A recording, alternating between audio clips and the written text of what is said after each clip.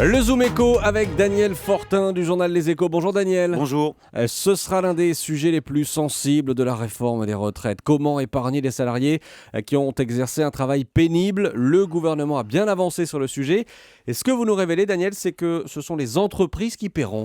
Oui, le projet qui est actuellement sur la table est très simple. On va créer des comptes pénibilité pour les salariés les plus exposés, des comptes sur lesquels ils vont cumuler des points et ces points leur permettront de racheter des trimestres, donc de partir plus tôt que les autres à la retraite. Voilà le dispositif.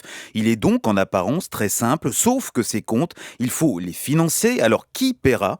Eh bien, le gouvernement réfléchit à une surcotisation qui serait payée par les entreprises et qui s'ajouterait à d'autres sources de financement comme la CSG par exemple.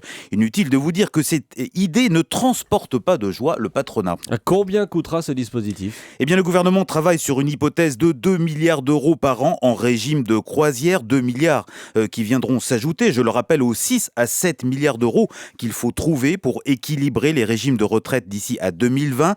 Mais ça, c'est pour l'instant la théorie. En réalité, selon les critères qu'on retiendra, il existe un réel danger que la facture dérape et devienne très vite incontrôlable. Pourquoi? Eh bien, le casse-tête, c'est de savoir qui pourra bénéficier de ces mesures.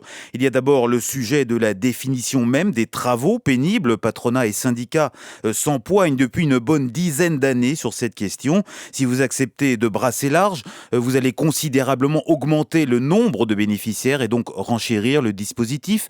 Et puis, plus ponctuellement, il y a aussi le point de savoir si cette mesure s'appliquera seulement aux nouveaux entrants sur le marché du travail ou si les actuels quinquagénaires pourront en bénéficier, ce qui pourrait paraître légitime, mais là encore, la facture ne sera évidemment pas la même. Alors, ce débat est aujourd'hui ouvert au sein du gouvernement et il est avant tout politique. Il y a ceux qui réclament des marqueurs de gauche pour une réforme des retraites très impopulaire, puisqu'elle se soldera par une hausse des durées de cotisation, et puis ceux qui sont avant tout soucieux de l'équilibre de nos finances. On verra qui l'emportera.